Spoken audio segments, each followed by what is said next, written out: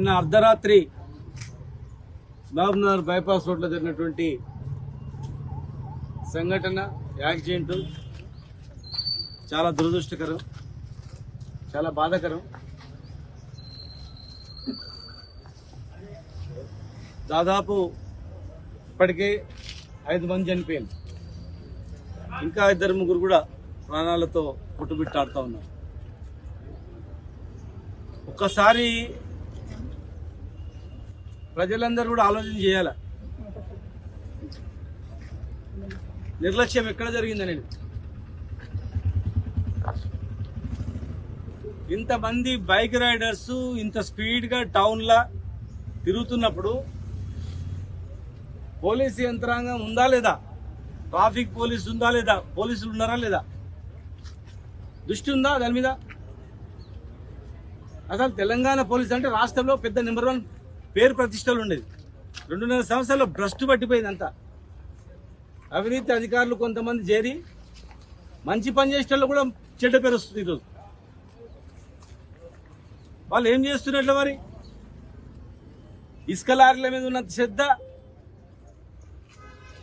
భూముల సెటిల్మెంట్ల మీద ఉన్న శ్రద్ధ,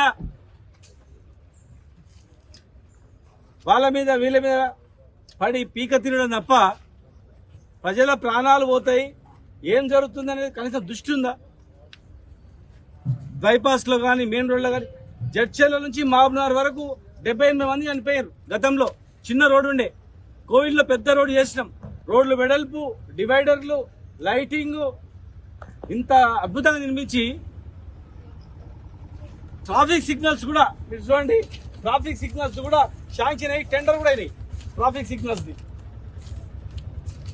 టెండర్ అయిపోయింది, అక్కడక్కడ పోల్లు పెట్టింది అంతే.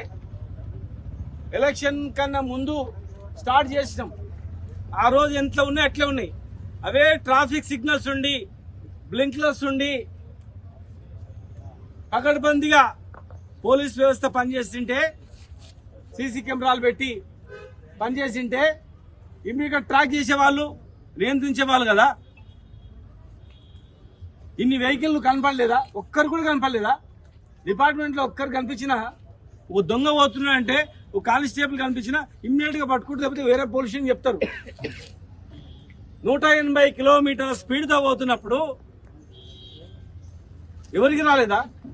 ట్రాఫిక్ సిగ్నల్ మీరు ఏర్పాటు చేసి ఉంటే ఇవన్నీ కాకుండా కదా. అదే బైపాస్ రోడ్లో 5,90,00,000తో ఫుట్పాత్ వాకింగ్ ట్రాక్ కూడా శాంక్షన్ అయింది, టెండర్ కూడా అయింది. ఆ వాకింగ్ ట్రాక్ కంప్లీట్ చేసి, ట్రాఫిక్ సిగ్నల్స్ కంప్లీట్ చేసి, కెమెరాలు, సీసీ కెమెరాలు నియంత్రణ పెట్టుకొని ఎప్పటికప్పుడు చూసింటే 5 మంది వాళ్ళు చనిపోయేవాళ్ళు కదా. మరీ ముఖ్యంగా రూరల్ పరిధిలో అయితే మరీ అధ్వానమైనటువంటి పరిస్థితి ఉంది. ఎవడైనా ఇది ఫేస్బుక్లోనో లేకపోతే మీరు పెట్టండి, వాళ్ళ మీద కేసు పెడతారు ఇమీడియట్గా, తప్పవేం లేదు. గొండ్యాల వాగులో ఎంత ఇసుక మిలిగింది, ఎక్కడెక్కడ మిలిగింది, అది ఎట్లా కొట్టాలి, ఎక్కడ డంప్ చేయాలి, హైదరాబాద్కి ఎక్కడ ముట్టియాలి, మామూలు మత్తులో మునిగిపోయారు. మున్సిపాలిటీ కూడా, మున్సిపల్ కార్పొరేషన్ కూడా బాధ్యత. కమిషనర్ ఏం చేస్తున్నట్లా? ఆర్ఎన్బి వాళ్ళు, కమిషనరు, ట్రాఫిక్ జాయింట్గా కూర్చొని పకడ్బందీ చేయాలా. కానీ మున్సిపాలిటీలో ఏం జరుగుతుంది? 10% ఇస్తావా, 5% ఇస్తావా, 6% ఇస్తావా, ఎట్లెట్లా 2% ఎట్లా పంచుకోవాలి? కాంట్రాక్టర్లను పీక తినడం తప్ప ఏం లేదు. మున్సిపాలిటీలో పని చేయాలంటే భయపడుతున్నారు. పర్సెంటేజ్ వీక తినుడు, ఇసుక అమ్ముకునుడు, భూ సెటిల్మెంట్ చేసుడు, ఈ 3 మీద ఎవడన్నా వాట్సాప్లో పెడితే వాడిని కేసు పెట్టుడు, ఇది నడుస్తుంది మహబూబ్నగర్లో.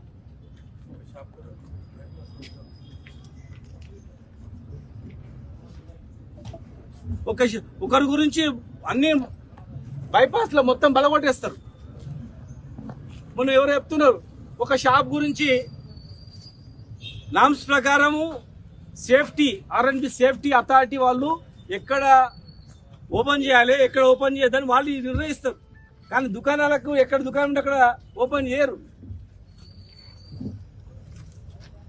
ఏదైనా జరిగితే వాళ్ళదే బాధ్యత వహించాల్సి వస్తుంది. ఎవరి ప్రాణం పోయినా దానికి బాధ్యులు వాళ్ళే అవుతారు. దయచేసి మరి ఇక్కడ కూతవేట దూరంలో డీజీపీ, ఐజీలు అందరు ఉన్నారు, డిఐజీ కూడా ఇక్కడనే ఉన్నాడు. చిన్న జిల్లాలు చేసినాం, ఎస్పీ కలెక్టరు అందుబాటులో ఉండి పకడ్బందీ చేయాలని. ఇంత చిన్న జిల్లా చేసి ఇక్కడనే ఎస్పీ, ఇక్కడనే డిఐజీ ఆఫీసు కూడా ఇల్లు పెట్టించినాం. డిఐజీ ఆఫీసు, ఎస్పీ ఆఫీసు పెట్టించి చేస్తే కూడా ఇవాళ 5 ప్రాణాలు పోయినాయి. ట్రాఫిక్ సిగ్నల్స్ ఎవరు పర్యవేక్షణ లేదు, సీసీ కెమెరాల పర్యవేక్షణ లేదు.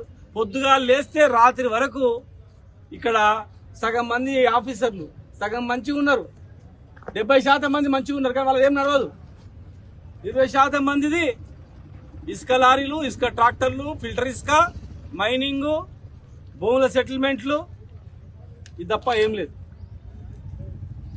దానికి వీళ్ళే బాధ్యత వహించాల్సి వస్తుంది.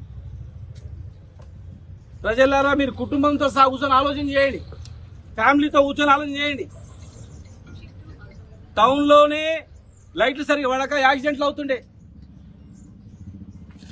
ఒక విలేకరి తండ్రి అబ్దుల్ ఖాదర్ దర్గా ముందర పట్టపగలు గుద్దితే చనిపోయాడు. ఇంకొక సప్తగిరి కిరాణం సేటు ఇక్కడ మెయిన్ రోడ్ మీద గుద్దితే పడిపోయాడు చాలా మంది. ఇది జరగొద్దని డివైడర్లు, వెడల్పు లోడ్లు, ఫుట్పాత్లు, సీసీ కెమెరాలు ఊరి ఆఫీసర్లకు కానీ కింది నుంచి పై వరకు మామూలు ముట్టుతున్నాయి తప్ప దాని మీద వేరే లేదు. ప్రజల ప్రాణాలతో లేదు. ఇక ఇక్కడనే డీజీపీ, డిఎస్పీ, ఏసీబీ ఆఫీస్ కూడా ఉంది ఇక్కడ. మరి వాళ్ళు ఏం చేస్తున్నారో అర్థమైతే లేదు. వాళ్ళు కంప్లైంట్ ఇస్తేనే పోతారా లేకపోతే పోరా? ఇవన్నీ దందలు కనబడతలేవా? ఇవే ట్రాఫిక్ సిగ్నల్స్ అన్ని 2.5 ఏళ్ల కింద ఎట్లా ఏ పోలు వాతినో గంటే ఉన్నాయి, అంతే. మళ్ళీ ఎవరు ముందుకు పోలే. కదాస్ దేవత వెంకట అన్నట్లు అవి సిగ్నల్స్ అట్లే ఆగిపోయినాయి, ట్యాంక్ బండ్ అట్లే ఆగిపోయింది, వాకింగ్ ట్రాక్లు అట్లే ఆగిపోయినాయి, హాస్పిటల్ కట్టిన బిల్డింగ్ అట్లే ఉంది. 530 కోట్లతో టెండర్లు విలువాలి. చూడు, మనం ఓపెన్ చేయమంటే ఏం చేస్తారు లాస్ట్ కంటే దాని రాత్రిపూట రివెన్ కట్ చేసిపోతారు, అంతే. ఈ సామాన్లు షిఫ్ట్ చేస్తామంటారు, కానీ అది కాదు. అది సూపర్ స్పెషాలిటీ హాస్పిటల్. 530 కోట్లతో టెండర్ ఇవ్వాలి. రేపు యాక్సిడెంట్ అయితే ఇమ్మీడియట్ పోతే గంట లోపల పోయినట్టు బతుకుతాడు. ఆపరేషన్లు అవుతాయి. క్యాన్సర్ వచ్చిన కూడా బతుకుతాడు.